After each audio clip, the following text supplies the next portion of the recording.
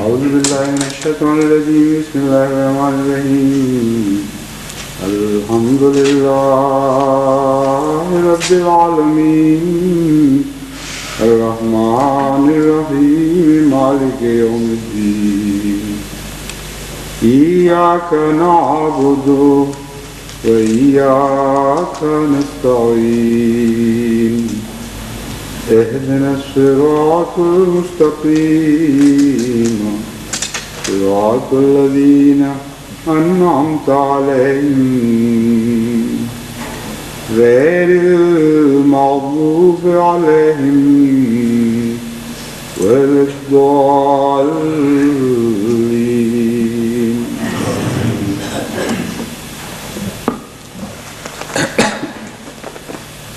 Last year گزشتہ سال ہم گفتگو کر رہے تھے، میرا خیال ہے کہ ہم اہدنا الصراط المستقیم کے بارے میں گفتگو کر رہے تھے جب رمضان کا اختتام ہوا. اب وہاں سے جہاں ہم نے چھوڑا تھا آگے چلتے ہیں.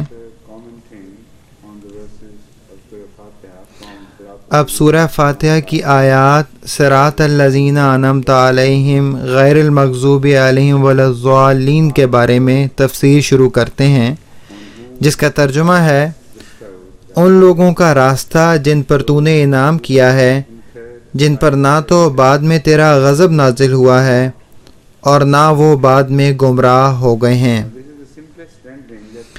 یہ آسان ترجمہ ہے ان آیات کا جو انگریزی میں کیا گیا ہے یا اردو میں کیا گیا ہے. باوجود اس کے کہ قرآن کریم کی کسی آیت کا ترجمہ کرنا بہت ہی مشکل ہوتا ہے، خاص طور پر کسی بھی دوسری زبان میں. خصوصاً سورہ فاتحہ کا ترجمہ کرنا نہایت مشکل امر ہے، کیونکہ اس کا مطلب ہے قرآن کی ماں، یعنی اس میں قرآن کے بنانے کا بیج موجود ہے اس مختصر جگہ میں. یقیناً جن الفاظ کا استعمال کیا گیا ہے وہ اس طرح کے ہیں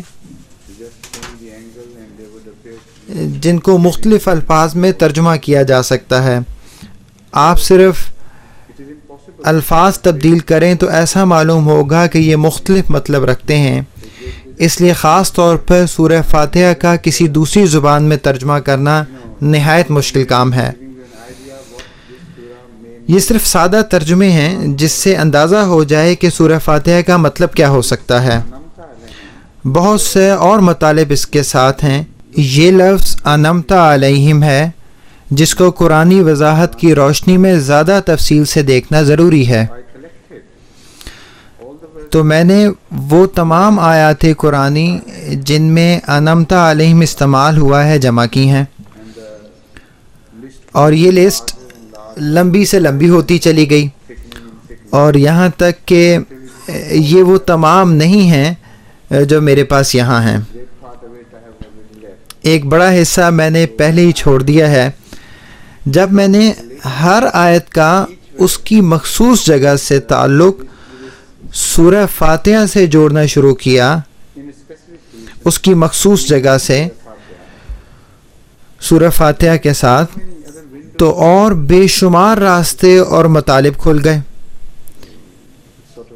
اب یہ ناممکن ہے کہ تفسیر کے ہر پہلو کا احاطہ کیا جائے. یہ بالکل ممکن نہیں ہے اس مخصوص پہلو سے اگر دیکھا جائے، کیونکہ جیسا کہ میں نے آپ کو بتایا تھا کہ یہ صرف پڑھنا نہیں ہے، بلکہ ایک نئی کائنات میں نکل جاتے ہیں جس میں آپ قرآنی محاسن کا اندازہ لگاتے لگاتے ساری زندگی گزار سکتے ہیں. اور سورہ فاتحہ سے ایک کے بعد دوسری کھڑکی کھلتی چلی جاتی ہے. جب میں یہ کہہ رہا ہوں تو یہ ایسا ہی ہے، جبکہ آپ عام طور پر یہ آیت پڑھتے ہوئے اس کا اندازہ نہیں کر پاتے کہ اس میں کیا سکھایا گیا ہے. لیکن اگر آپ اس کا تجزیہ زیادہ گہرائی میں جا کر کریں تو آپ کو مزید چھپی ہوئی باتیں نظر آنا شروع ہو جاتی ہیں جو نظروں سے اوجھل ہیں. اس لیے میرے لیے ممکن ہی نہیں کہ تمام مضامین کا احاطہ کر سکوں.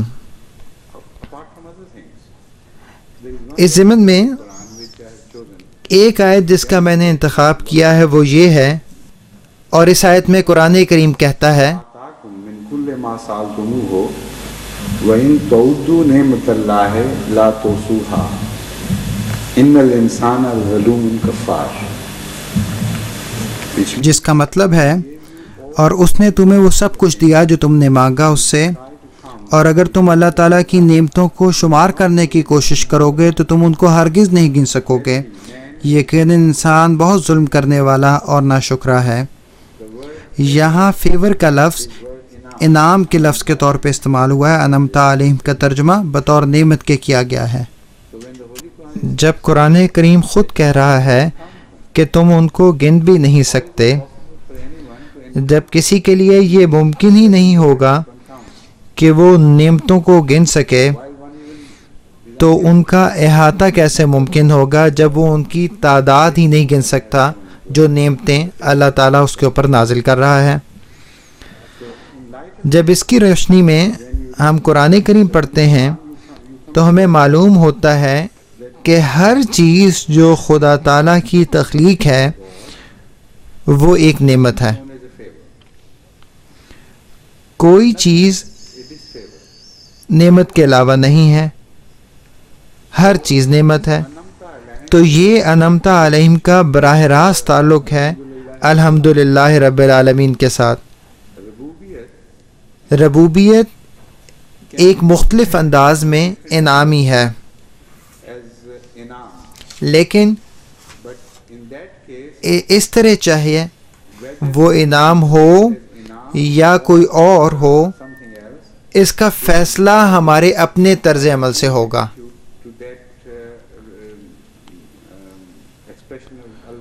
یعنی اللہ تعالیٰ کی ربوبیت کا جو اثر ہے وہ ہمارے اوپر ہوگا. مصطفیٰ ثابت صاحب، ربوبیت کو کس طرح ترجمہ کیا جائے گا؟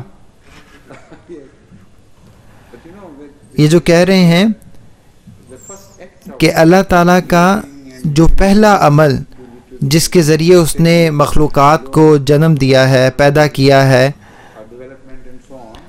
اور پھر ترقی کی منازل طے کروائیں، یہ اللہ تعالیٰ کی نہایت وسیع صفت ہے، جس کی وجہ سے نہ صرف تمام کائنات کا آغاز ہوا بلکہ وہ ایک شکل اختیار کرنے لگیں اور ہر ذرہ مزید وسعت اختیار کرنے لگا، مزید حالتوں میں ڈھلنے لگا جیسے جیسے وقت گزرتا گیا، اور کائنات مجموعی طور پر یہ ارتقا کرتی گئی. تو یہ ربوبیت ہے جس کو دو حصوں میں تقسیم کیا جا سکتا ہے، ایک بے جان اور ایک زندہ. جب ربوبیت اپنا اظہار کرتی ہے اس زندہ دنیا میں تو اسے خدا کے سوا کوئی نہیں دیکھتا.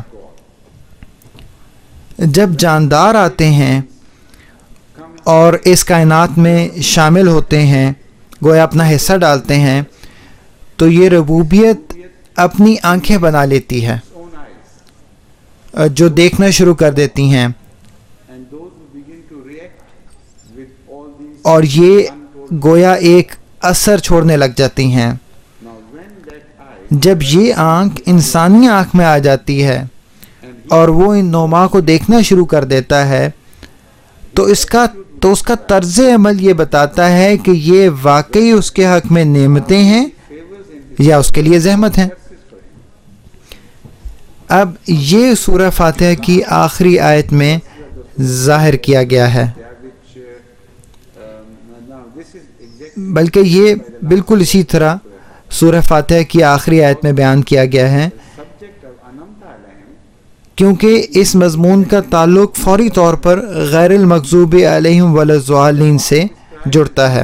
راستہ جس کا بتایا گیا ہے وہ صرف ایک راستہ ہے جو انعمت علیہم اور مغضوب علیہم اور ضالین کا راستہ ہے. کیسی حیرت کی بات ہے کہ ایک راستے کا ذکر ہے اور آپ سے اللہ تعالیٰ سے دعا کرنے کی توقع کی جا رہی ہے. ہم سیدھے راستے پر چلنا چاہتے ہیں، ان لوگوں کے راستے پر جن پر تو نے انعام کیا، ان لوگوں کا سیدھا راستہ نہیں جن پر تیرا غضب نازل ہوا. تو سب سے اہم نقطہ جو یہاں یاد رکھنا چاہیے وہ یہ ہے کہ راستہ ایک ہی ہے، نعمتیں بھی وہی ہیں. یہ اس کے حق میں ہوں گی یا نہیں، اس کا فیصلہ انسان نے خود کرنا ہے. جو نعمتیں ہیں وہ بے شمار ہیں، اور کیونکہ نعمتیں بے شمار ہیں اس لیے امتحانات بھی بے شمار ہیں. ہم ان نعمتوں کو بھول سکتے ہیں جب تک ہم خود خدا بنے رہیں، اور اس وجہ سے اللہ کی ناراضگی کا باعث بنتے ہیں. اس جدید دنیا میں بے شمار لوگوں کی طرح جو اللہ تعالیٰ کی نعمتوں کو دیکھتے ہیں لیکن وہ ان کا شمار نہیں کر سکتے. وہ اس بات سے متفق ہیں کہ یہ موجود ہیں، مگر وہ انہیں بطور اللہ کے انعام کے نہیں مانتے. وہ انہیں قدرتی طور پر گویا حادثاتی طور پر مانتے ہیں، گویا یہ قدرتی عمل ہے، جس کا نتیجہ یہ ہے کہ وہ اپنا تعلق ان ہاتھوں سے توڑ لیتے ہیں جو یہ نعمتیں دیتا ہے. اور ایسے ہیں جو ان نعمات سے فائدہ تو اٹھاتے ہیں مگر ان ہاتھوں سے محبت نہیں کرتے جو یہ نعمتیں نشاور کر رہے ہیں. تو یہ ان کے گویا کے اختتام کا آغاز ہوتا ہے، اس لیے اس طرح وہ غضب الہی کے مورد بن جاتے ہیں. اسی طرح کچھ ایسے لوگ ہیں جو اس بات کا اندازہ کر لیتے ہیں کہ نعمتیں کسی کی طرف سے ہیں، اور ان کو مکمل احساس ہوتا ہے کہ ہر چیز بنائی گئی ہے، تخلیق کی گئی ہے، منظم کی گئی ہے، مگر پھر بھی اس کی مکمل اہمیت نہیں جان پاتے. ان کا ایک غیر ارادی تعلق کائنات کے ساتھ رہتا ہے. یہ بھی ضالین کے زمرے میں آتے ہیں، ضالین میں نہ کہ مغضوب علیہم میں. جہاں تک مغضوب علیہم کا تعلق ہے وہ کھلے طور پر گستاخی کرنے والے ہیں. لیکن جب آئندہ ان الفاظ تک ہم آئیں گے تو میں آپ کو بتاؤں گا کہ لفظ مغضوب اتنے وسیع معنی میں استعمال ہوتا ہے کہ اس کو بیان کرنے میں بھی ایک لمبا عرصہ لگ جائے گا. اور یہی معاملہ ضالین کا بھی ہے. لیکن جب آپ لفظ انعمت علیہم کے بارے میں گفتگو کرتے ہیں، باوجود اس کے کہ ابھی ہم مغضوب علیہم اور ولا ضالین پر نہیں پہنچے، تو اس کا بار بار حوالہ دینا پڑتا ہے، کیونکہ اس کے بغیر انعمت علیہم کے مکمل معنی سمجھے نہیں جا سکتے. چنانچہ ابتدا میں ہی میں اپنی عاجزی اور کم علمی کا اظہار کرتا ہوں ان نعمتوں کے شمار کرنے میں جن کا سورہ فاتحہ کی آیت انعمت علیہم میں ذکر کیا گیا ہے. اور دوسری بات یہ ہے کہ میں آپ کو یقین دلاتا ہوں کہ جو کچھ میرے اختیار میں ہے اور جو کچھ اللہ تعالیٰ نے مجھے بتایا ہے اور مجھے سکھایا ہے، میں کوشش کروں گا کہ آپ کو سورہ فاتحہ کے مطالعہ اور اس کے مطالب کے مطالعہ کے سفر میں اپنے ساتھ رکھوں اور اپنی صلاحیتوں کے مطابق اس کے محاسن سے آپ کو آشنا کرواؤں. لفظ انعام قرآن کریم میں دونوں یعنی مادی اور روحانی معنی میں استعمال کیا گیا ہے، اور اسی طرح قرآن کریم میں ایک محاورہ بھی استعمال کیا گیا ہے، اتمام نعمہ، یعنی اللہ کی نعمتوں کی تکمیل. پہلے میرا خیال تھا کہ اتمام نعمہ کا تعلق صرف نبوت سے ہے، یعنی صرف وہاں اللہ اپنی نعمتیں پوری کرتا ہے، اپنے انعامات کو پورا کرتا ہے. اور اتمام نعمت کا سادہ مطلب یہ ہے کہ کسی کا نبی بننا. لیکن جب بعد میں نے قرآن کریم کا زیادہ گہرائی میں مطالعہ کیا تو مجھے اندازہ ہوا کہ اتمام نعمت کا تعلق اللہ تعالیٰ کے مادی انعامات کے ساتھ بھی ہوتا ہے. اور ان مادی معنی میں اس کا مطلب یہ ہے کہ کائنات کا ایک ارتقائی سلسلہ جس کا منطقی نتیجہ یا انجام انسان ہے. چنانچہ قرآن کریم خود اس کے بارے میں گفتگو کرتا ہے.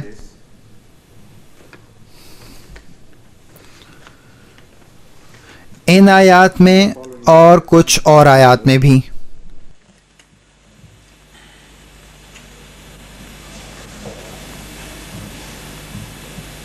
واللہ اخرجکم من بطون امہاتکم لا تعلمون شیئا وجعل لکم السمع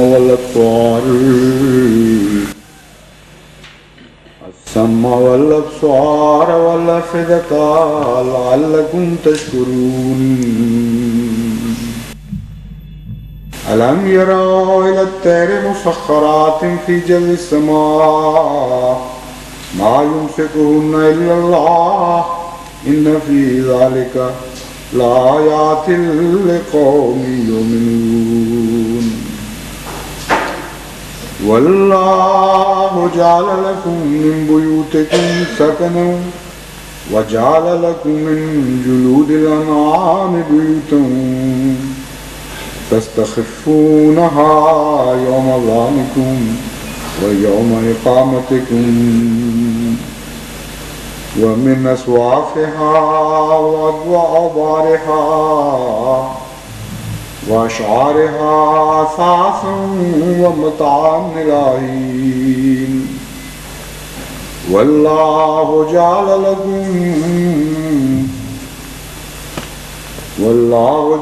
لكم مما خلق ظلالا وجعل لكم من الجبال أكنانا وجعل لكم سرابيل تقيكم الحر وسرابيل تقيكم بأسكم كذلك يتم نعمته عليكم لعلكم تسلمون. كذلك يتم نعمته عليكم لعلكم تسلمون. فإن تولوا فإنما عليك البلاغ المبين. يعرفون نعمة الله ثم ينكرونها يعرفون نعمة الله ثم ينكرونها وأكثرهم الكافرون.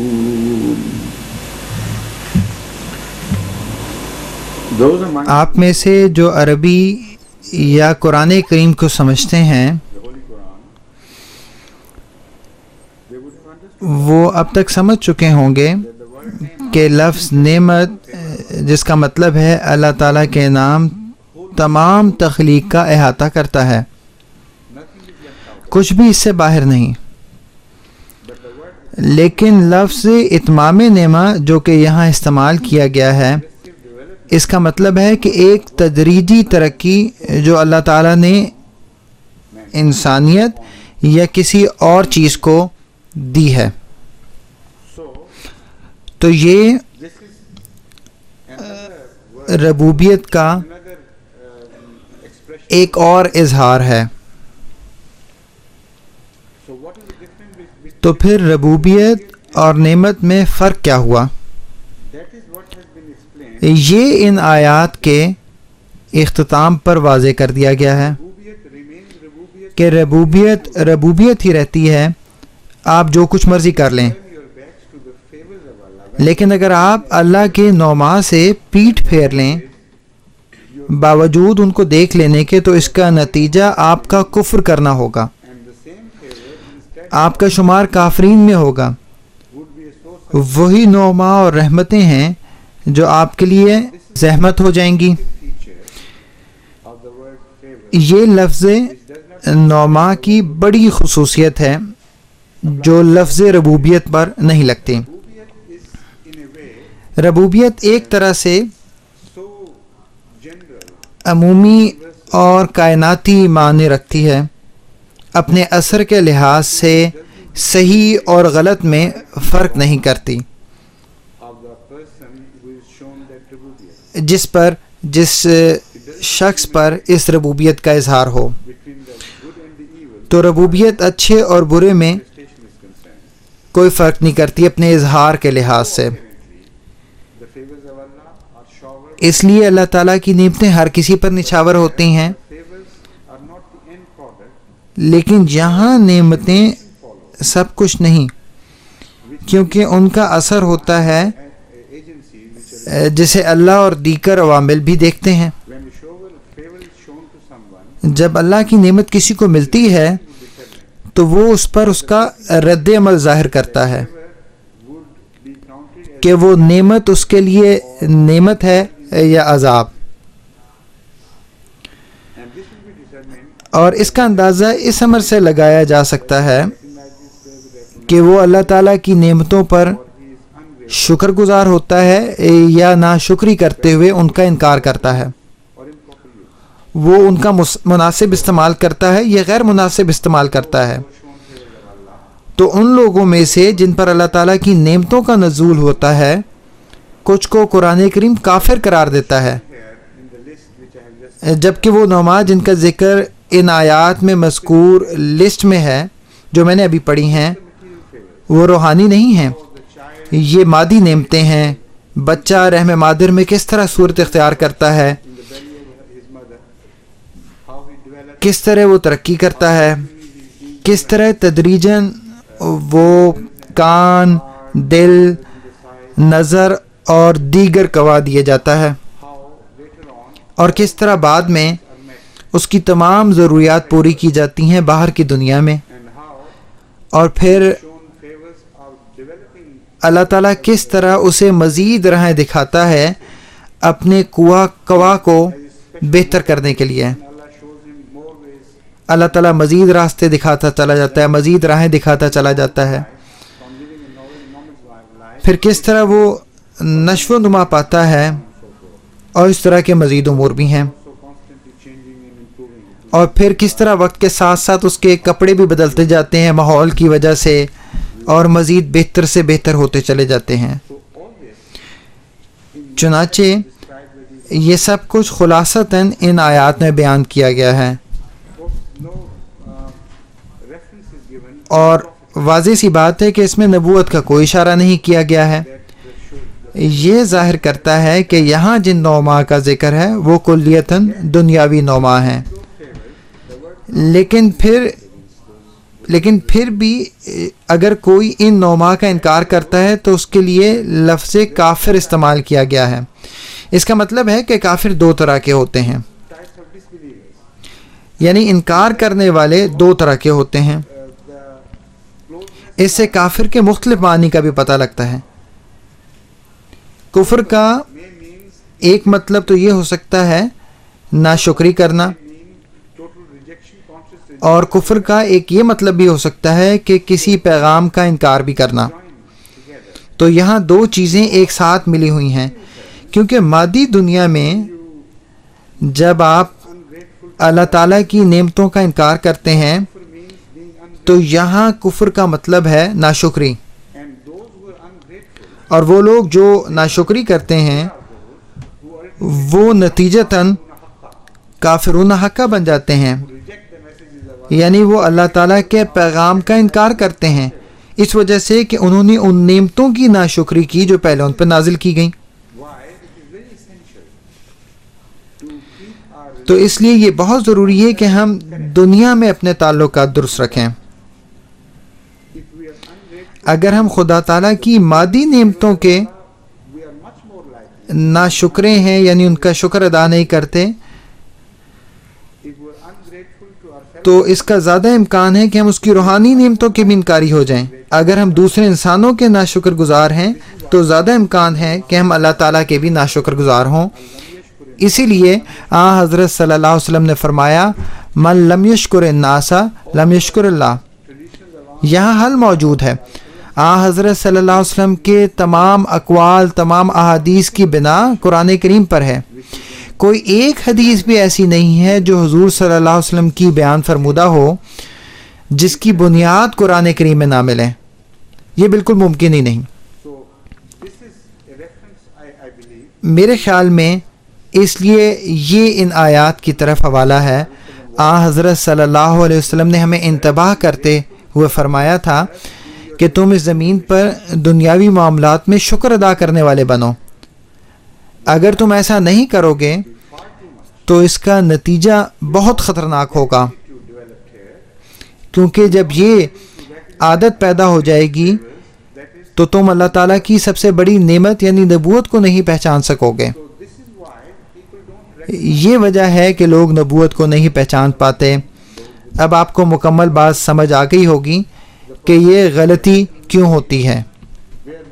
انبیاء اس زمانے میں آتے ہیں جب انسان کا ناشکرا ہو جاتا ہے، جب یہ اخلاقی عادات دفن ہو جاتی ہیں،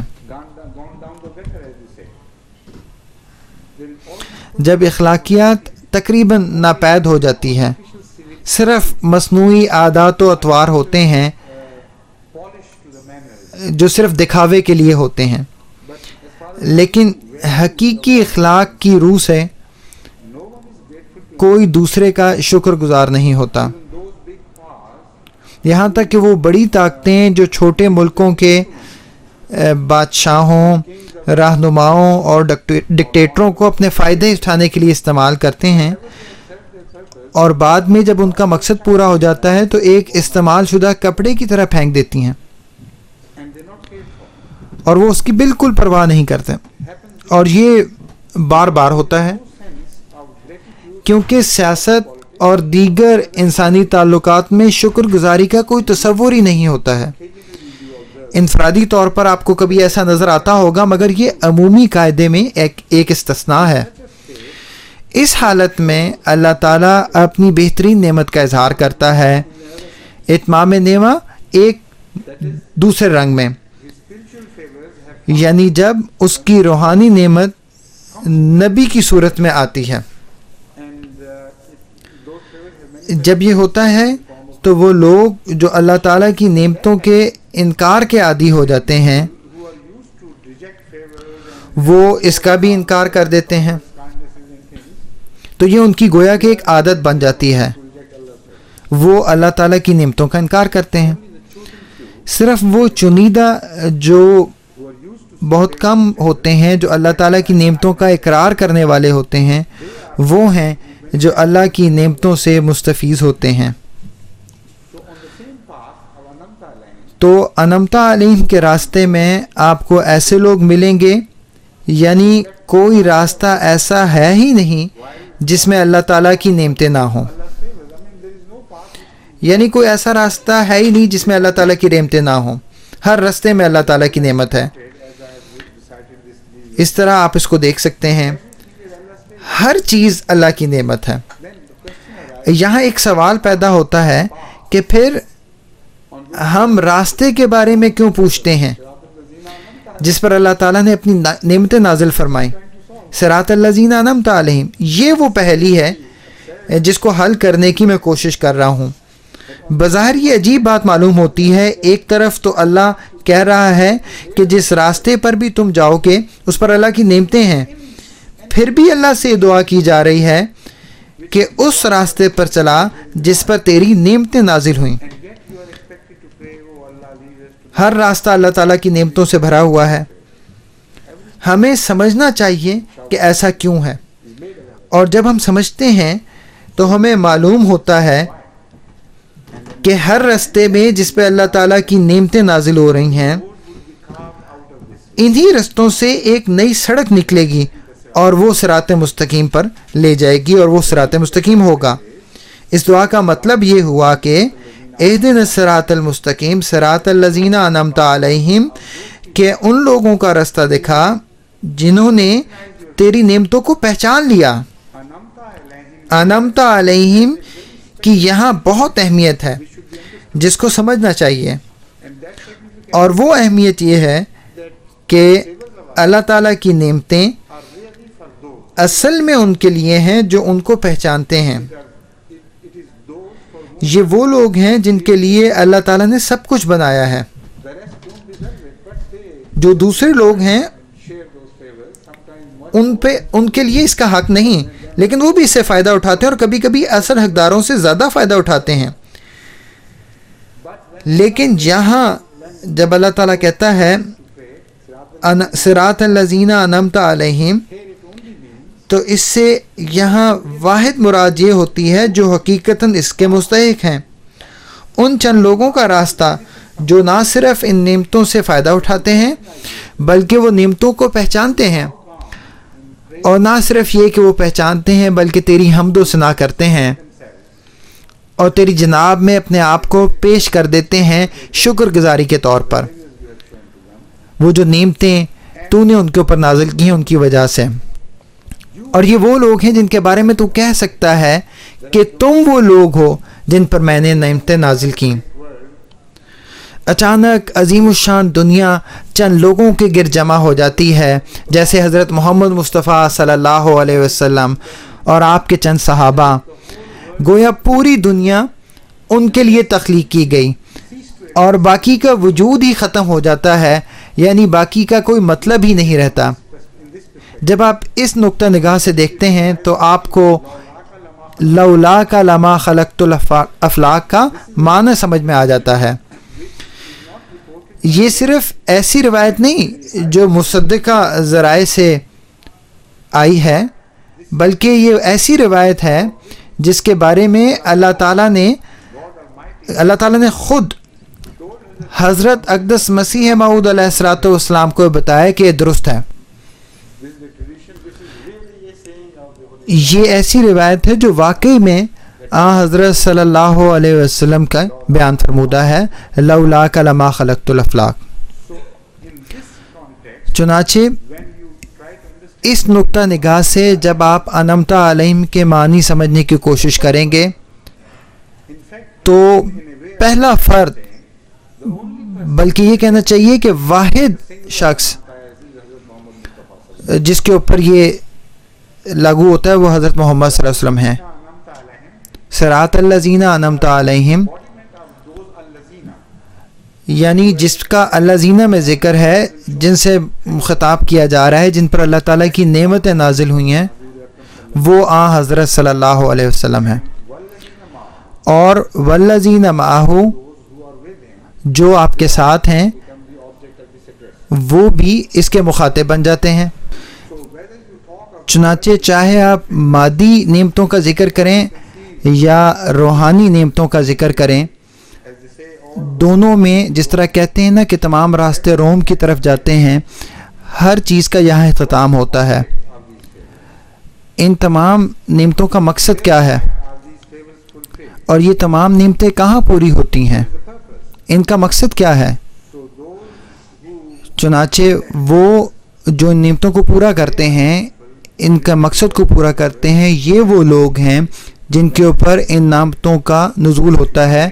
اور جب بھی ہم دعا کرتے ہیں یا دعا کریں تو ہمارے ذہن میں یہ وسیع معنی ہونے چاہیے، یہ مخصوص معنی اول ہمارے ذہن میں ہونے چاہیے جب ہم اللہ تعالیٰ کو اپنی دعا میں مخاطب کرتے ہیں۔ اہدنا الصراط المستقیم صراط الذین انعمت علیہم، اے ہمارے رب ہمیں ان لوگوں کا راستہ دکھا، سیدھا راستہ دکھا جن پر تو نے اپنی نعمتیں نازل کیں۔ ہم توجہ رکھیں اپنی ان چند لوگوں کی طرف جن کے اوپر یہ نعمتیں نازل ہوئیں، جب ہم اللہ تعالیٰ کو مخاطب کر رہے ہوں۔ اللہ تعالیٰ کہتا ہے کہ میں ساری چیزیں تمہارے لیے بنا رہا ہوں، اور جب ہماری دعا ہوگی وہ ان لوگوں پر ختم ہو جائے گی جو اللہ تعالیٰ کے نزدیک چنیدہ ہیں۔ جب دعا میں یہ شامل ہوں گے جو ان چند خوش نصیبوں کی طرف لے کر جائے گی جو اللہ تعالیٰ کے نزدیک چنیدہ ہیں، تو پھر آپ اللہ سے کہیں گے کہ اے اللہ، جو تیری نظر میں اثر لوگ ہیں جن کے لیے تو نے کائنات بنائی اور جو کچھ اس میں ہے، جب آپ اللہ کو اس مخصوص انداز میں اس دعا میں مخاطب کریں گے تو پھر قدرتی بات ہے کہ آپ کا اس دعا سے متعلق نظریہ بدل جائے گا۔ پھر یہ دعا صرف ایک بار میں یا ایک رکعت میں ختم نہیں ہو سکتی، بلکہ پوری زندگی آپ کی گزر جائے گی اور آپ انہی الفاظ کو دہراتے رہیں گے اور نئے سے نئے مطالب آپ کے سامنے نکلتے آئیں گے. آپ کو توجہ کرنی پڑے گی ہر چیز کی طرف جو اللہ تعالیٰ کی نعمت کے طور پہ ہے، اور آپ کو اپنا تجزیہ کرنا ہوگا کہ آپ کا ان انعامات پر رد عمل متقیوں کا رد عمل ہے یا نہیں. پھر ارد گرد کی کائنات سے جو آپ کا تعلق ہے وہ اثر نو قائم ہوگا، گویا دوبارہ قائم ہو رہا ہوگا. پھر وہی زندگی جو آپ گزارتے ہیں وہ اس طرح نہیں ہوگی جیسے پہلے تھی. جب آپ صبح کو اٹھیں گے تو آپ یہ سوچیں گے کہ آپ کے پاس اتنا وقت ہے کہ یہ تمام باتیں کریں. آپ یہ بھی سوچیں گے کہ جب میری آنکھ کھلتی ہے تو یہ بھی اللہ تعالیٰ کا ایک انعام ہے، اور وہ نیند جس سے ممکن ہے کہ آپ کبھی بھی واپس نہ آئیں، یہ بھی اللہ تعالیٰ کی ایک نعمت ہے. اور یہ بھی ممکن ہے کہ آپ اس نیند سے واپس نہ آئیں، تو جب آپ اپنی آنکھیں کھولیں گے تو آپ یہ سوچیں گے کہ یہ صرف اتفاقی طور پہ نہیں ہے، بلکہ یہ اللہ تعالیٰ کا محض فضل ہے، اور ہزاروں لاکھوں کی تعداد میں وہ اللہ تعالیٰ کے خادم ہیں جو کام کر رہے ہیں، جو آپ کے دماغ میں اور آپ کی پورے جسم میں کار فرما ہیں. پھر آپ محفوظ طریقے پر واپس اس دنیا میں آ جانے پر آپ شکر ادا کریں گے. اب جو سائنسدان ہیں وہ اس بات کو سمجھنے کی کوشش کر رہے ہیں، لیکن اب تک وہ اس بات کا اقرار کر رہے ہیں کہ وہ وہاں تک نہیں پہنچ سکے، لیکن حقیقت یہ ہے کہ وہ یہ سمجھ چکے ہیں کہ وہ ان ذرائع کو نہیں گن سکتے اور نہ ہی گن سکتے ہیں جو انسان کے سونے اور جاگنے کے درمیان جو باتیں اللہ تعالیٰ پیدا کرتا ہے، اور یہ باتیں اتنی زیادہ ہیں کہ ان کو گنا ہی نہیں جا سکتا. یہاں تک کہ 1,00,000 بلکہ کروڑوں تک یہ پہنچ جاتی ہیں باتیں، اور ان میں سے کچھ بھی سمجھنے کے لیے جو انسان کے دماغ میں ایک لمحے میں ہوتا ہے تو اس کے لیے بھی وہ بہت کوشش کر رہے ہیں. اب ہم دوبارہ وہ جو بات ہے لا تحصوہا اس کی طرف آتے ہیں. تو تم کس طرح اللہ تعالیٰ کے افضال اور نعما کا شمار کر سکتے ہو؟ تمہاری زندگی کے ہر لمحے میں اللہ تعالیٰ کی نعمتیں ہیں اور جو مسلسل نظر آ رہی ہیں.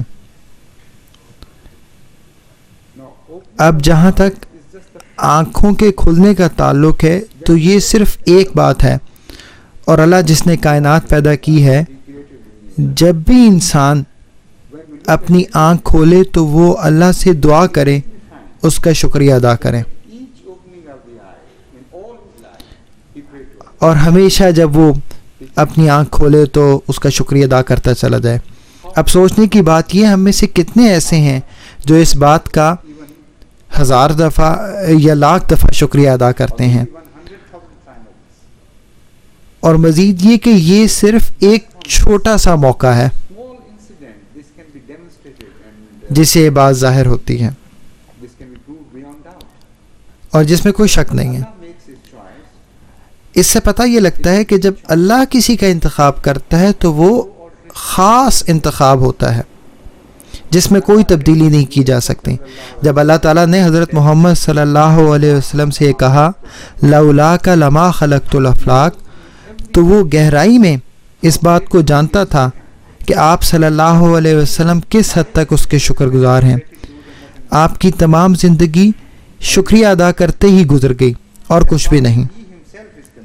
اور جہاں تک آپ صلی اللہ علیہ وسلم کا اپنا تعلق تھا تو آپ ہمیشہ یہ سمجھتے تھے کہ آپ نے ذرہ برابر بھی شکریہ کا حق ہی نہیں ادا کیا ہے، اور گویا اپنی ذمہ داریوں کو اس بارے میں پورا نہیں کیا، اور اسی لیے آپ مسلسل استغفار میں لگے رہتے تھے. اور اسی بات کا ذکر سورہ فاتحہ میں اللہ تعالیٰ فرماتا ہے، ایسی لوگوں کا ذکر فرماتا ہے کہ انعمت علیہم. اس سے پہلے خیال بالکل مختلف تھا، اور یہاں بالکل خیال پر مختلف ہو جاتا ہے کہ ایک بالکل مختلف راستہ نکل آتا ہے. اب صراط مستقیم کا مطلب بالکل مختلف چیز ہے. اس صراط مستقیم میں ہر قدم ایک طرز عمل کو چاہتا ہے، اور ان لوگوں کے طرز عمل کو جو اس پہ چلتے ہیں، اور یہ انہی کا طرز عمل ہے جو بتائے گا کہ یہ صراط مستقیم ہے یا نہیں. تو ہر قدم پر آپ اپنا صراط یعنی راستہ بناتے ہیں، جو صراط الذین انعمت علیہم بھی ہو سکتا ہے، یا صراط المستقیم صراط الذین غیر المغضوب علیہم ولا الضالین کا بھی ہو سکتا ہے. تو جب آپ صبح بیدار ہوتے ہیں تو جو سب سے پہلا خیال آپ کے ذہن میں آتا ہے، گویا اگر کوئی منفی خیال رکھنے والا ہے اور وہ یہ سوچتا ہے کہ جو گناہ میں کل کرنا چاہ رہا تھا اس کو میں وہیں سے شروع کروں گا اور آج اس کو ختم کر دوں گا، میں اس طرح کسی کو تکلیف دوں گا، چوری کروں گا یا اس کو زخمی کروں گا، یا اس طرح اس کی جائیداد کو ہتھیاؤں گا اور ان طرز عمل کے ذریعے میں اس کی خوشی کو ختم کر دوں گا. یہ خیال بھی کچھ لوگوں کے ذہن میں آ سکتا ہے جو منفی طرز عمل رکھتے ہیں. تو ایسے برے خیالات پر بھی اللہ کی نعمت ہے بغیر کسی شک کے، کیونکہ ان کی آنکھ تو کھلی ہے، لیکن اس کے بعد یہ مزید نعمت نہیں رہتی. یہ وہ بات ہے جو میں نے صراط الذین انعمت علیہم غیر المغضوب علیہم ولا الضالین سے سیکھا ہے. اس میں کوئی اختلاف نہیں ہے کہ راستہ ایک ہی ہے جو مستقل طور پر انسانوں کے ذریعے تبدیل ہوتا ہے. وہ اس کو اللہ کی ناراضگی کا راستہ بنا دیتے ہیں یا ان لوگوں کا راستہ بنا دیتے ہیں جو گمراہ ہوئے.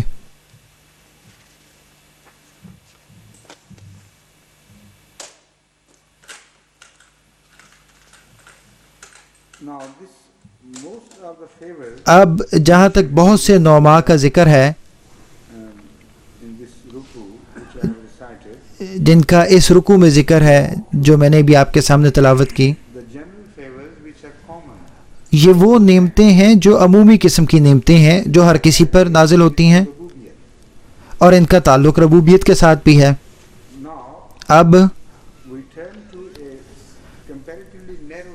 اب اگر ہم ایک اور یعنی محدود نعمتوں کی طرف جائیں جو ہر کسی کے اوپر نہیں ہوتی، جو صرف چنیدہ لوگوں کے اوپر ہوتی ہیں، اور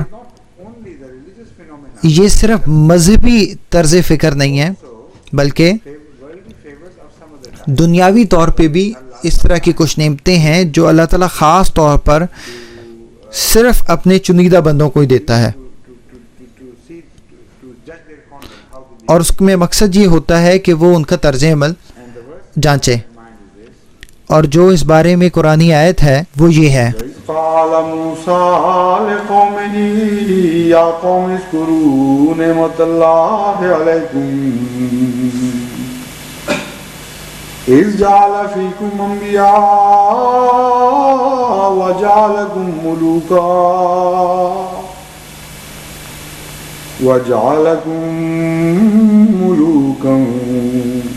وآتاکم ما لم یؤت احد من العالمین.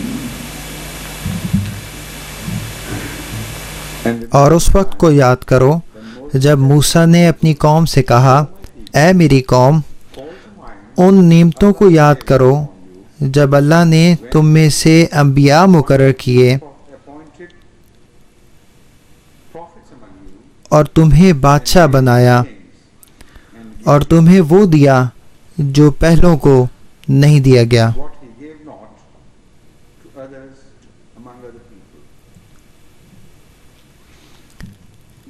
یہ وہ آیت ہے جس میں لفظ نعمت یعنی اللہ تعالیٰ کی نعمہ روحانی اور مادی دونوں معنی میں استعمال کیا گیا ہے،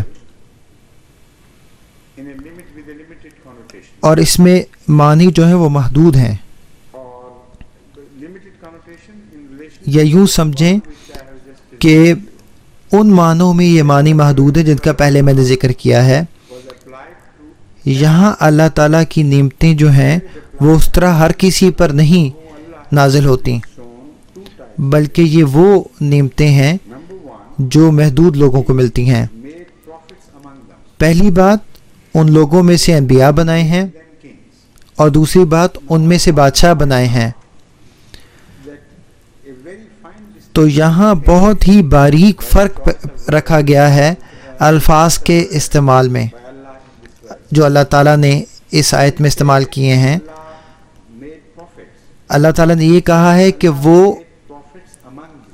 انبیاء تم میں سے بناتا ہے، And it mentions اور جب وہ ذکر کرتا ہے بادشاہوں کا تو وہ کہتا ہے، تو بتاتا ہے کہ اللہ نے تم کو بادشاہ بنایا ہے۔ it doesn't say that Allah اللہ یہ نہیں کہتا among you. کہ اللہ نے تم میں سے بادشاہ بنائے ہیں۔ This is very significant یہ بہت اہم ہے، because کیونکہ when we read جب ہم ayat al-khilafah, آیت استخلاف پڑھتے ہیں people are addressed تو وہاں پر بھی تمام لوگوں کو خلیفۃ اللہ کہا گیا ہے۔ وعد اللہ الذین آمنوا منکم وعملوا الصالحات لیستخلفنہم فی الارض کما استخلف الذین من قبلہم۔ تو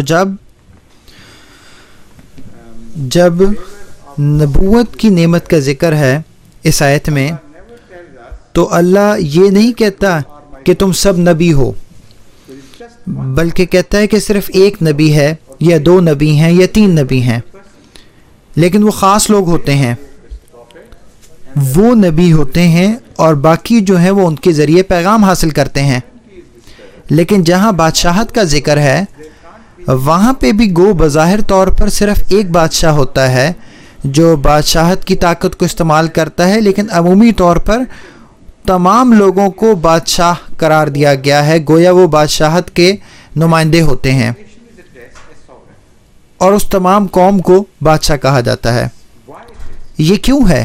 The fact is اصل بات یہ ہے کہ no king کوئی بھی بادشاہ is directly appointed وہ براہ راست اللہ کی طرف سے نہیں بنایا جاتا، himself, بلکہ خود بخود ہی made like a prophet. وہ نبی کی طرح نہیں بنایا جاتا، Sovereignty, بلکہ اللہ تعالیٰ عمومی طور پر بادشاہت لوگوں میں نازل کرتا ہے they said, was اور وہ مخصوص طاقت کا مظاہرہ کرتے ہیں جو دراصل اللہ تعالیٰ کی طاقت ہے، by way of trial. لیکن اللہ دراصل جو ان کو طاقت کا اختیار دیتا ہے اس میں ان کا امتحان ہوتا ہے۔ لیکن کیونکہ بادشاہت ایک مرکز کے بغیر نہیں ہو سکتی، اس لیے ہمیشہ ایک بادشاہ ہوتا ہے جو دراصل ان طاقتوں کو استعمال کرتا ہے، All people which Allah has bestowed. لیکن اللہ تعالیٰ نے دراصل تمام قوم کو بادشاہت دی ہوتی ہے۔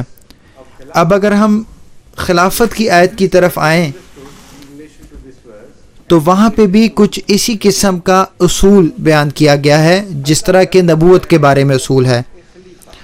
اللہ تعالیٰ براہ راست خلیفہ نہیں بناتا، بلکہ اللہ there's a people کچھ لوگوں کو جو نیک ہوتے ہیں in khilafah. اور اتنے نیک ہوتے ہیں کہ وہ اللہ تعالیٰ کی نمائندگی کر سکتے ہیں اپنی ایمانداری میں۔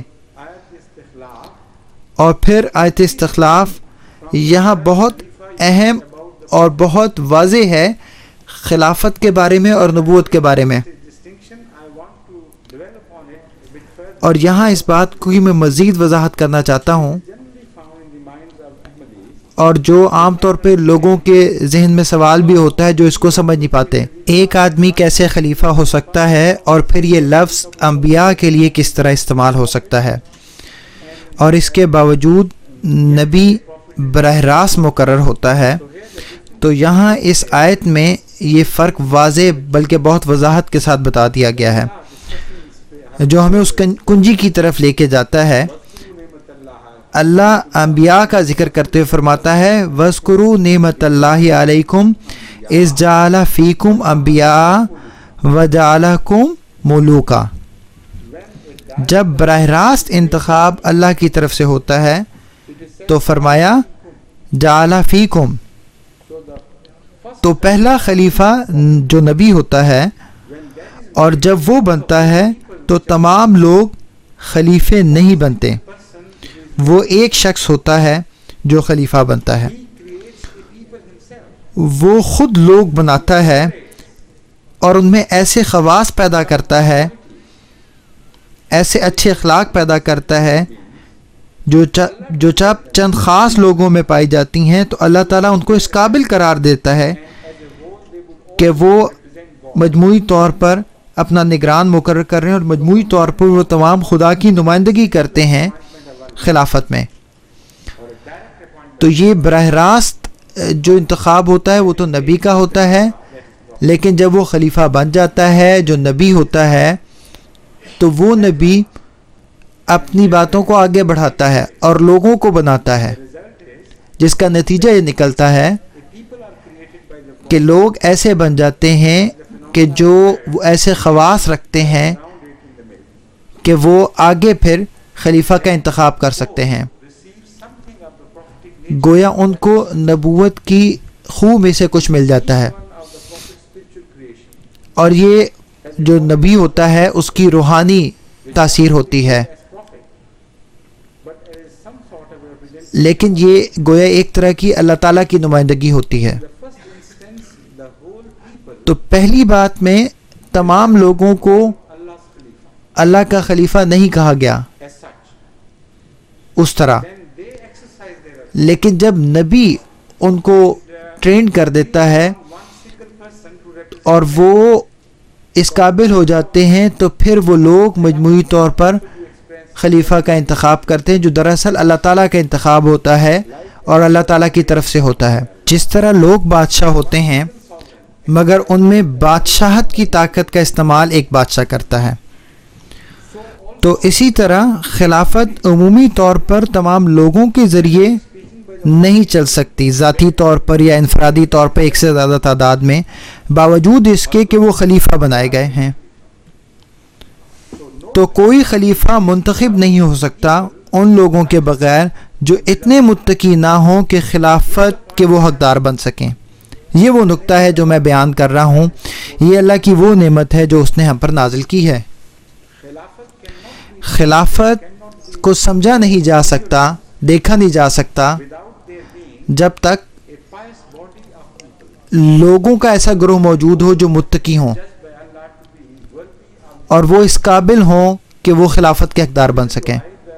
اسی لیے جو آیت استخلاف کہلاتی ہے، وہاں آغاز کیا گیا انتخاب خلافت سے نہیں بلکہ لوگوں کے ذکر سے ہے۔ وہ کہتی ہے وعد اللہ الذین آمنوا منکم وعملوا الصالحات لا یستخلفنہم فی الارض کما استخلف الذین من قبلہم۔ اب یہاں آیت استخلاف اپنے معنی کو وسیع کر لیتی ہے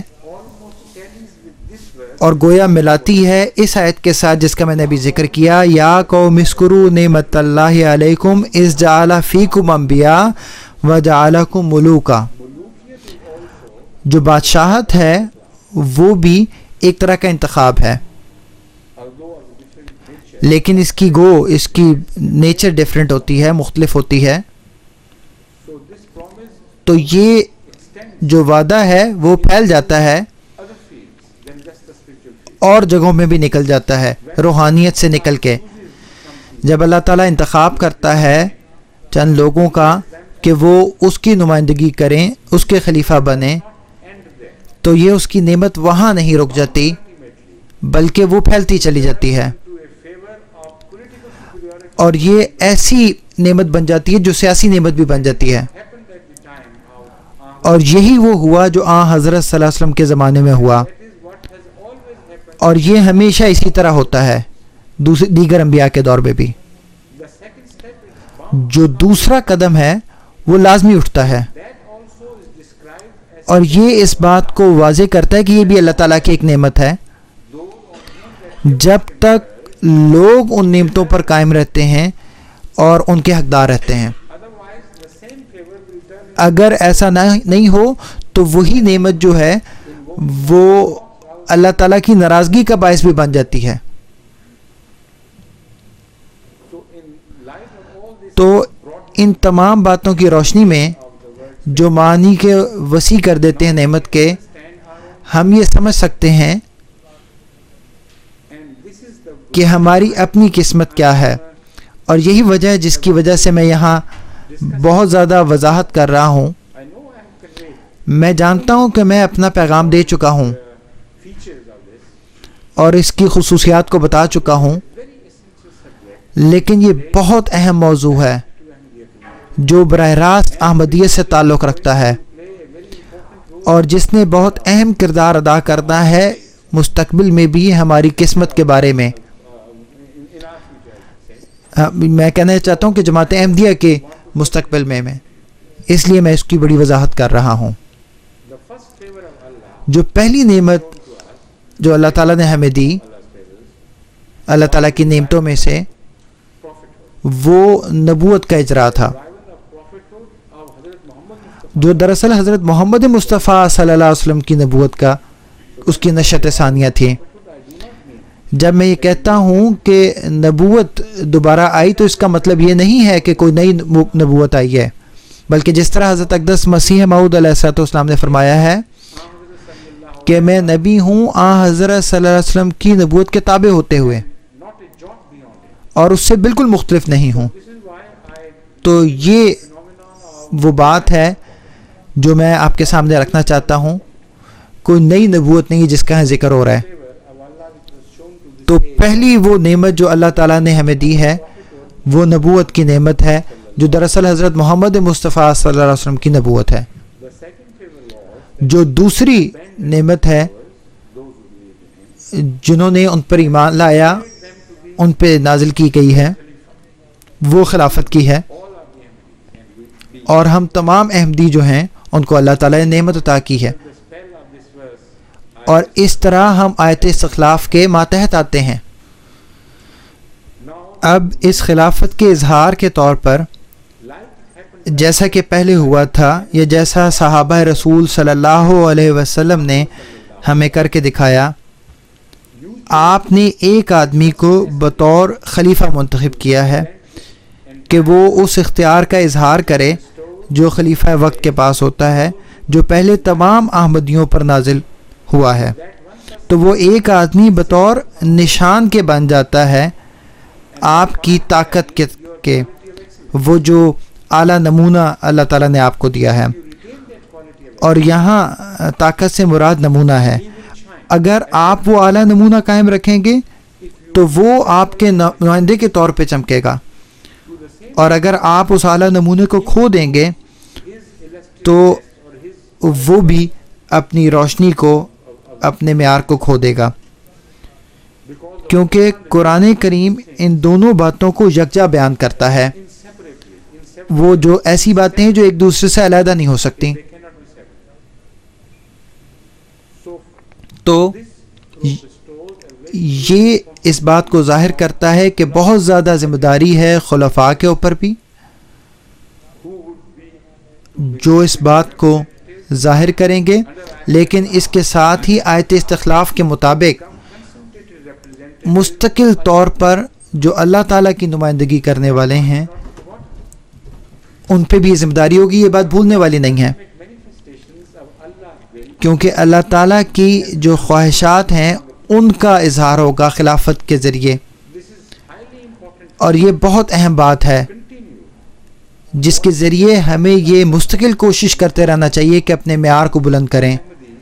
ہر احمدی کو پوری دنیا میں کوشش کرنی چاہیے، اور یہ بھی دیکھنا چاہیے کہ جب بھی کوئی بھی چیز بھول جائے یا کسی میں کمی ہو تو وہ مستقل کوشش کرے کہ وہ اپنی کمیوں کو دور کرے اور اپنے اخلاق کے معیار کو بلند سے بلند کرنے کی کوشش کرے، اور بہت اعلیٰ معیار کی طرف لے کے جانا چاہیے، اور اس ابتدائی معیار کی طرف لے کے جانا چاہیے جب احمدیت کا آغاز ہوا، یعنی صحابہ کے معیار پر لے کے جانا چاہیے. ایک بات یہ بھی یاد رکھنی چاہیے کہ انسان اپنے معیار کو بہت زیادہ بلند نہیں کر سکتا، لیکن پھر بھی جب آپ کا مطمع نظر بہت اوپر ہوگا تو پھر آپ کی جو چھوٹی موٹی خامیاں بھی ہوں گی اللہ تعالیٰ ان کو دور فرما دے گا. اور اگر آپ ایسا کریں گے تو آپ کی جو کمیاں، آپ کی ناکامیاں بھی جو ہوں گی وہ بھی ختم ہو جائیں گی، اور آپ اگر اپنا مطمع نظر بہت بلند رکھیں گے تو آپ کی جو کامیابیاں جو ہیں وہ مزید بلند سے بلند ہوتی چلی جائیں گی۔ تو ہمیں ہمیشہ یہ یاد رکھنا چاہیے کہ ہم اپنے معیاروں کو اوپر سے اوپر لے کے جائیں، اور ہر احمدی کو چاہیے کہ وہ خلیفہ وقت کی مدد کرے، اور اپنی بیعت کے ذریعے اور اپنے اعمال کے ذریعے، ورنہ اس کی بیعت کا کوئی مقصد نہیں ہوگا، یہ تو صرف ایک ظاہری بات ہو جائے گی۔ تو یہاں صرف یہ نعمت کا ذکر نہیں ہو رہا بلکہ ایک ذمہ داری کا ذکر ہو رہا ہے، اور یہ ہے جو سورہ فاتحہ میں بیان کیا گیا ہے کہ نعمت صرف نعمت نہیں ہے بلکہ ایک ذمہ داری ہے، اور اگر ایک نعمت ذمہ داری بن جاتی ہے اور اس کو ادا نہیں کیا جاتا جس طرح اس کو ادا کرنا چاہیے، تو پھر وہ نعمت جو ہے وہ نعمت نہیں رہے گی بلکہ وہ زحمت بن جائے گی۔ یہ اب بادشاہت پر بھی لاگو ہوتا ہے جو مستقبل میں آپ کا انتظار کر رہی ہے۔ یہ اللہ کی نعمتوں کا ثانوی اظہار ہے، نہ کہ اول یا پہلا اظہار۔ وہ اس وقت ضرور ملے گا جب احمدی بادشاہ ہوں گے، اگر تمام دنیا میں نہ بھی ہوئے تو اکثر میں ہوں گے۔ البتہ خلافت بادشاہت سے علیحدہ رہے گی، وہ اپنے روحانی کردار اور مقام کو محفوظ اور علیحدہ رکھے گی، لیکن احمدی ایک طرح کے خلیفہ بھی ہوں گے اسی وقت میں، اور وہ اللہ تعالیٰ کی ایک اور نعمت یعنی بادشاہت کی ذمہ داریاں بھی ادا کر رہے ہوں گے۔ جب وہ وقت آگے آئے گا، اگر آپ اس وقت پوری طرح تربیت یافتہ ہوں گے اور آپ کو مسلسل یاد دہانی کروائی جا رہی ہوگی اپنی ذمہ داریوں کی ادائیگی کے بارے میں، اور اللہ تعالیٰ کی نگاہ میں آپ متقی ہوں گے اور سچے ایمان رکھنے والے ہوں گے، تو اللہ تعالیٰ کی وہ نعمت جو آئندہ آپ کو ملے گی، تو وہ اگر آپ ان نعمتوں کو بھول جائیں گے تو وہ آپ کے لیے زحمت بن جائے گی۔ لیکن کیونکہ احمدیہ جماعت جو ہے وہ ایک بہت زیادہ اعلیٰ تربیت یافتہ ہوگی تو ان کے لیے ایسا نہیں ہوگا، لیکن اگر انہوں نے بنیادی باتوں کو چھوڑ دیا تو پھر وہ ان کے لیے زحمت اور عذاب بن جائے گا۔ اب آپ دیکھیں، ایک بہت چھوٹی سی مملکت ہے پاکستان، وہاں ایک غلط قسم کا رہنما ڈکٹیٹرشپ کا آغاز ہو گیا ہے، اور جس کا نتیجہ آپ لوگ دیکھ سکتے ہیں کہ کس طرح عذاب وہاں نازل ہو رہا ہے، مشکلات ہیں، دل جلتے ہیں، اور کس حد تک وہاں ظلم ہے۔ اور یہ ایک بہت چھوٹی سی ڈکٹیٹرشپ ہے جو حقیقت بھی نہیں رکھتی، اور یہ ایک بہت چھوٹا سا ملک ہے اگر پوری دنیا کے تناظر میں اس کو دیکھا جائے۔ اب آپ تصور کریں وہ نظارہ جو چند سالوں میں جماعت احمدیہ کو میسر ہوگا کہ جب بڑی بڑی طاقتوں کو جماعت احمدیہ چلائے گی، اور اگر جماعت احمدیہ کی تعلیمات وہ اپنے سامنے رکھیں گے تو اگر آپ یہ تصور کریں کہ خدا نخواستہ اگر وہ جماعتی تعلیمات کو اور ان اعلیٰ اخلاقی اقدار کو چھوڑ دیں گے اور اس بادشاہت کو وہ اس حالت میں اپنائیں گے، تو پھر اس وقت کی دنیا کو کیا ہوگا؟ تو کس طرح اللہ تعالیٰ کے نام پر لوگوں کے اوپر ظلم کیا جائے گا اور وہ اخلاقی اقتدار کو چھوڑ دیا جائے گا، اور پھر اس طرح کس طرح اللہ تعالیٰ کی جو نعمتیں ہیں غلط استعمال کی وجہ سے زحمت بن جائیں گی۔ تو جب ہم اس وقت تک پہنچیں گے یا اس موضوع تک پہنچیں گے تو میں آپ کو زیادہ تفصیل کے ساتھ اس کو بتاؤں گا کہ کس طرح نعمت جو ہے وہ زحمت بن جاتی ہے۔ ہوتی وہ نعمت ہی ہے، وہ اللہ تعالیٰ کی طرف سے عذاب نہیں ہوتا، لیکن جب آپ اس بات کو سمجھیں گے اور اس اہمیت کو سمجھیں گے تو آپ کو یہ سمجھ آ جائے گا کہ جو اللہ تعالیٰ نے فرمایا فَبِأَيِّ آلَاءِ رَبِّكُمَا تُكَذِّبَانِ، اللہ تعالیٰ بار بار یہ کہتا ہے فَبِأَيِّ آلَاءِ رَبِّكُمَا تُكَذِّبَانِ، اللہ تعالیٰ کی کون کون سی نعمتوں کا تم انکار کرو گے. اور جب آپ یہ پڑھتے ہیں تو وہاں آپ کو نظر آتا ہے تو وہاں تو عذابوں کا ذکر ہو رہا ہے، اور وہاں پر بھی ایک لسٹ دی گئی ہے جہاں نعمتوں کا بھی ذکر ہے لیکن ساتھ ساتھ زحمتوں کا بھی ذکر ہے اور عذابوں کا بھی ذکر ہے. اور یہ سوال مجھ سے کئی دفعہ پوچھا گیا ہے کہ اس کا مطلب کیا ہے کہ اللہ تعالیٰ کی کون کون سی نعمتوں کا تم انکار کرو گے. میرا خیال ہے کہ میں وہاں سے کچھ حصے کی یہاں تلاوت کرتا ہوں تو پھر یہ بات بہت واضح ہو جائے گی. سورہ رحمان ہے، 27ویں پارے میں ہے. جی ہاں، 27ویں اس پارے میں ہے. اور اس کی سورت کا کیا نمبر ہے؟ 56 ہے.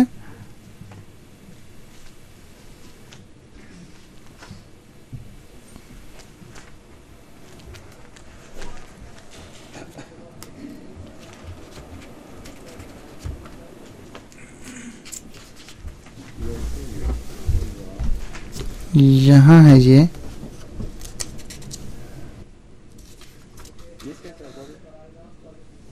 جی مجھے مل گئی ہے.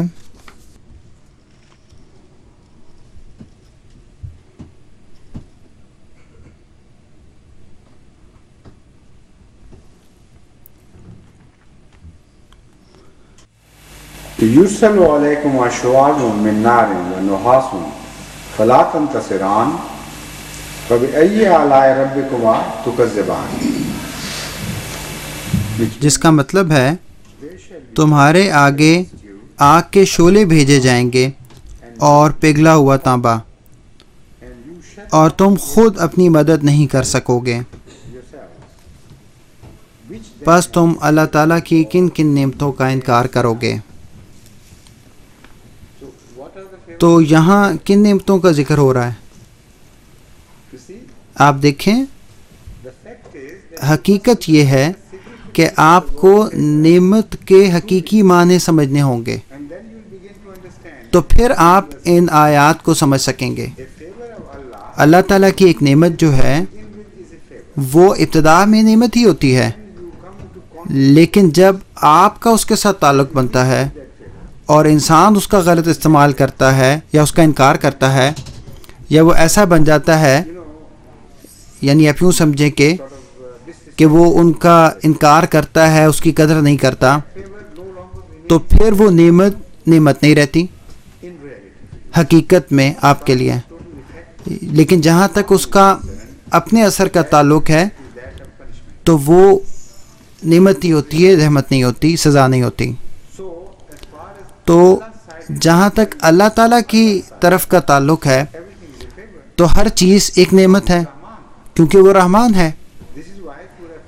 اسی لیے سورہ فاتحہ میں کسی بھی منفی صفت باری تعالیٰ کا ذکر نہیں ہے. الرحمن الرحیم مالک یوم الدین، تمام مثبت صفات باری تعالیٰ ہیں، یہاں کسی بھی منفی صفت کا ذکر نہیں ہے. لیکن اچانک سزا کا سوال پیدا ہو جاتا ہے جو آخر میں جس کا ذکر ہے، اور اس کا تعلق بھی نعمتوں کے ساتھ ہے. تو یہاں پہ بھی دراصل نعمت کا ذکر ہو رہا ہے. جہاں تک اللہ تعالیٰ کا تعلق ہے تو وہ اتنا رحمان اور رحیم ہے اور رحم کرنے والا ہے کہ وہ جو کچھ بھی کرتا ہے، جو کچھ بھی بناتا ہے، وہ دراصل انسان کی فائدے کے لیے ہوتا ہے. سب کچھ اچھا ہے، کوئی بھی سزا کے طور پہ نہیں ہے. لیکن جب ہم اس کا استعمال یوں سمجھ لیں کہ اس کا استعمال کو خراب کر دیتے ہیں یا اس کا غلط استعمال کرتے ہیں، ان مقاصد کے لیے نہیں استعمال کرتے جس کے لیے وہ پیدا کی گئی ہے، تو پھر وہ نعمت جو ہے وہ ایک زحمت گناہ بن جاتی ہے. اور جب وہ گناہ بنتا ہے تو پھر اس کو سزا دیتا ہے اللہ تعالیٰ. اور یہ جو سزا ہوتی ہے وہ دراصل ہم نے خود بنائی ہوتی ہے، کیونکہ اگر اللہ تعالیٰ کی نعمتوں کے سامنے ہم اسی طرح جھک جاتے جس طرح اللہ تعالیٰ ہم سے چاہتا ہے تو پھر کوئی گناہ نہیں پیدا ہوتا اور کوئی برائی نہیں پیدا ہوتی. تو یہاں سورہ رحمان میں جو بھی جس سزا کا ذکر کیا گیا ہے یہ اس وجہ سے ہے کہ اللہ تعالیٰ کی نعمتوں کا انکار کیا گیا ہے، اس کا نتیجہ یہاں ذکر کیا گیا ہے۔ آیت کا یہ مطلب ہے کہ یہ ہے جو تم کرتے ہو، یہ تم کرو گے اللہ تعالیٰ کی نعمتوں کا انکار کرتے ہوئے۔ تو اگر تم مستقل یہ کرتے چلے جاؤ گے تو ہم تمہیں واضح طور پہ بتا رہے ہیں کہ تمہارے انکار کی وجہ سے اللہ تعالیٰ کی نعمتوں کے تمہارے غلط کردار کی وجہ سے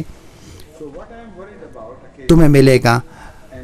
تو جس بارے میں مجھے کبھی کبھی تشویش ہوتی ہے اور جس کے بارے میں مجھے تشویش ہوتی ہے اور میں آمدیوں کے لیے دعا کرتا ہوں، خاص طور پہ مستقبل کے آمدیوں کے بارے میں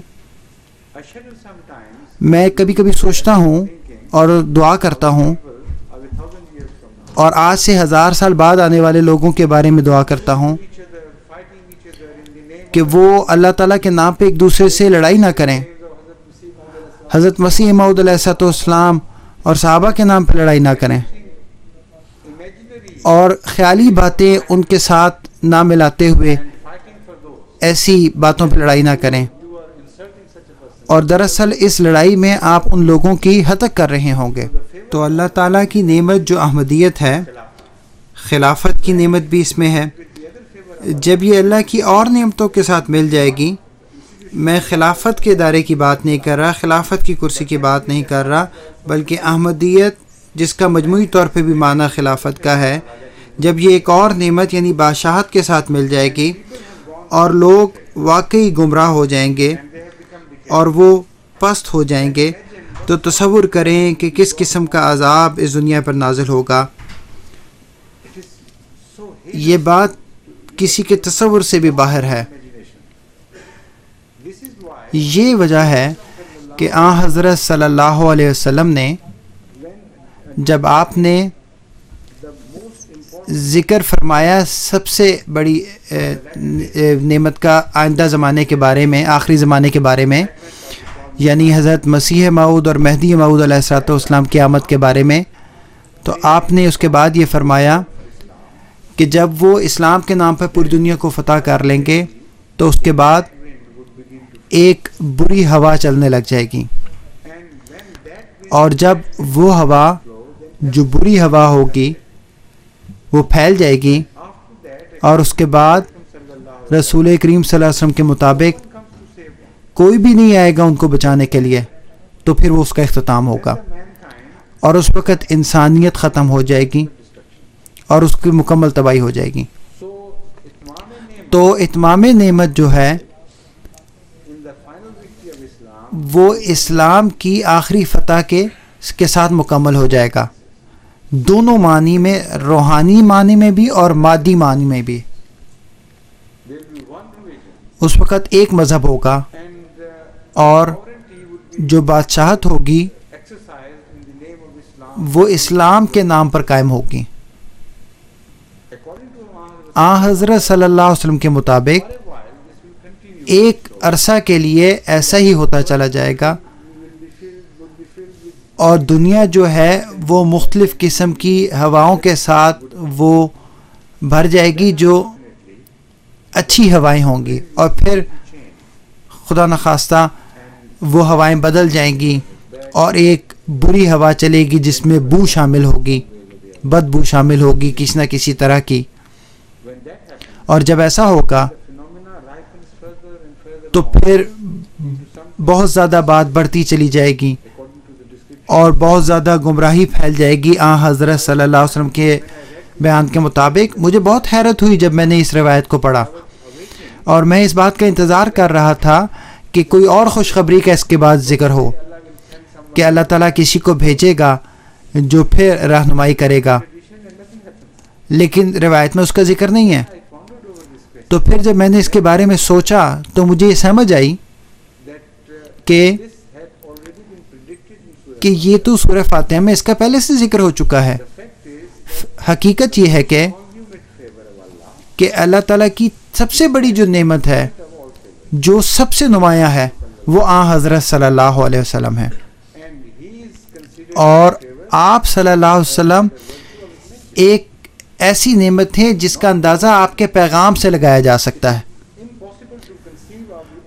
اور آن حضرت صلی اللہ علیہ وسلم کی اعلیٰ معیار کا پتہ آپ کے کردار اور آپ کی تعلیمات سے لگتا ہے، اس کے بغیر لگایا نہیں جا سکتا. تو آپ صلی اللہ علیہ وسلم اس معنوں میں سب سے آخری اور فائنل رہیں گے ان اقدار کے لحاظ سے. اور جب ایک دفعہ پوری دنیا آپ کو تسلیم کر لے گی تو آپ کی آمد کا مقصد پورا ہو جائے گا.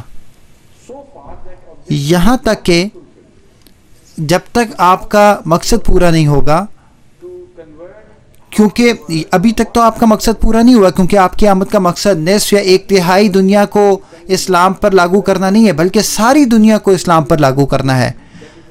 اور جب وہ پورا ہو جائے گا اور دنیا میں ایک مذہب اسلام رہ جائے گا تو تمام بنی نوع انسان کی پیدائش کا مقصد پورا ہو جائے گا. اور جب ایک دفعہ یہ ہو جائے گا تو پھر اس مستقبل کی جو نسل ہوگی اس کا آپ اندازہ کر سکتے ہیں. حضرت صلی اللہ علیہ وسلم اللہ تعالیٰ کی نعمتوں میں سب سے بڑھ کے ہیں اپنی تکمیل کے لحاظ سے تمام انسانیت کے لیے. آپ کے بعد جب آپ کا انکار کیا جائے گا، اور آپ کا انکار آپ کے پیغام کے انکار کے بغیر نہیں ہو سکتا، تو لوگ حضرت صلی اللہ علیہ وسلم کے ساتھ اپنا تعلق تو رکھیں گے، لیکن حقیقت میں آپ کا انکار کر رہے ہوں گے، کیونکہ وہ آپ کے پیغام کا انکار کر رہے ہوں گے اور وہ اس پیغام کو اپنی زندگی میں نہیں اپنا رہے ہوں گے، گویا وہ اس کا عملی طور پہ انکار کر رہے ہوں گے. تو پھر ایسا ہوگا کہ اللہ تعالیٰ کی جو بہترین نعمت ہے جب وہ مکمل ہو جائے گی اور پھر اس کا انکار ہوگا آخر میں تو. اور کیونکہ کوئی اللہ کی نعمت کا اس وقت تک انکار نہیں کر سکتا جب تک وہ خود دھتکارا نہ جائے، تو آخری نتیجے کے طور پر انسانیت دھتکار دی جائے گی. ان اللہ لا یغیر ما بقوم حتی یغیروا ما بانفسہم وَإِذَا أَرَادَ اللَّهُ بِقَوْمٍ سُوءًا فَلَا مَرَدَّ لَهُ وَمَا لَهُ مِن دُونِهِ مِن وَاقٍ. یہ مطلب ہے، اور ایک اور جگہ یہی طرز بیان ہے انعام کے لفظ کے ساتھ. اسی طرح کی ایک آیت بتاتی ہے کہ اللہ نے اپنا انعام واپس نہیں لیا، نہ اللہ تعالیٰ اپنا انعام واپس لیتا ہے. اس کی نعمت کسی سے بھی نہیں جاتی یہاں تک کہ وہ خود اپنے اندر کوئی تبدیلی نہ کر لیں اور وہ اللہ کا انعام تبدیل کرنے نہ لگ جائیں. یعنی اللہ تعالیٰ کی نعمت، اگر ایک دفعہ اللہ کی اس نعمت میں نقص پیدا ہو جائے تو اللہ ان لوگوں میں نقص پیدا کرنے کا فیصلہ کر لیتا ہے اور ان کو رد کر دیتا ہے. اور ایک دفعہ جب یہ فیصلہ اللہ کی طرف سے ہو جاتا ہے تو کوئی اسے تبدیل نہیں کر سکتا اور کوئی انہیں نہیں بچا سکتا. باوجود اس کے کہ یہ ایک عظیم و شان نظارہ ہے، عظیم و شان دور کا، کہ جب سب ایک جھنڈے تلے جمع ہو جائیں گے، تمام بنی نوع انسانیت ایک جھنڈے تلے جمع ہو جائے گی اور بنی نوع انسان کی پیدائش کا مقصد پورا ہو جائے گا. لیکن پھر بھی اگر آپ کو اس کی گہرائی کا پتہ ہو، اس کے اندر پنہا بات کا پتہ ہو، تو آپ کو پتہ لگے گا اس میں بنی نوع انسان کو پہنچنے والے عظیم الشان صدمے کا بھی ذکر ہے. یہ ایک ایسی بات ہے جو آپ کو یاد دلاتی ہے حضرت صلی اللہ علیہ وسلم کی آمد کا بطور ایک عظیم نعمت کے. اور جب آپ یہ اس بات کے قریب تھے کہ آپ مادی طور پر اس دنیا سے رخصت ہونے والے تھے، جب آپ کی رخصت کا وقت آ گیا، اس وقت آپ نے صحابہ سے اس بات کا ڈھکے چھپے الفاظ میں ذکر فرمایا. آپ نے فرمایا اللہ نے اپنے پیارے خادم سے بات کی، اس سے پوچھا اور اس کو بہت ساری اچھی خبریں دیں، خوشخبریاں دیں. اس طرح کی کچھ الفاظ ہیں، مجھے معین الفاظ تو یاد نہیں ہیں. تو الفاظ ایسے ڈھکے چھپے تھے کہ کوئی ان کو سمجھ نہیں سکتا تھا، لیکن اس موقع پر حضرت ابو بکر صدیق رضی اللہ عنہ نے سمجھ لیا اور آپ رونے لگ گئے، اور اتنی شدت سے رونے لگ گئے کہ آپ کو قابو نہیں رہا. تو لوگ آپ کی طرف متوجہ ہوئے اور کہا کہ حضرت صلی اللہ علیہ وسلم تو اتنی عظیم الشان خوشخبریاں دے رہے ہیں اور اللہ تعالیٰ کی محبت کا ذکر ہو رہا ہے، آپ کیوں رونے لگ گئے ہیں؟ حضرت ابو بکر صدیق رضی اللہ عنہ نے کہا تم نہیں جانتے، اس میں پیغام یہ ہے کہ حضرت صلی اللہ علیہ وسلم نے اپنا کام مکمل کر لیا ہے، اور اللہ تعالیٰ اپنی محبت کا اظہار کر رہا ہے کہ آپ نے اپنا کام مکمل کر لیا ہے، اور کیونکہ آپ کا کام ختم ہو گیا ہے اس لیے آپ کے رخصت کا وقت آ گیا ہے. تو اسی پیغام میں جہاں خوشخبریاں ہیں وہاں صدمہ بھی ہے،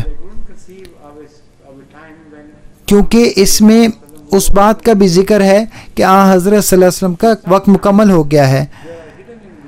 تو کبھی کبھار خوشخبریوں کے اندر کچھ صدمے بھی ہوتے ہیں.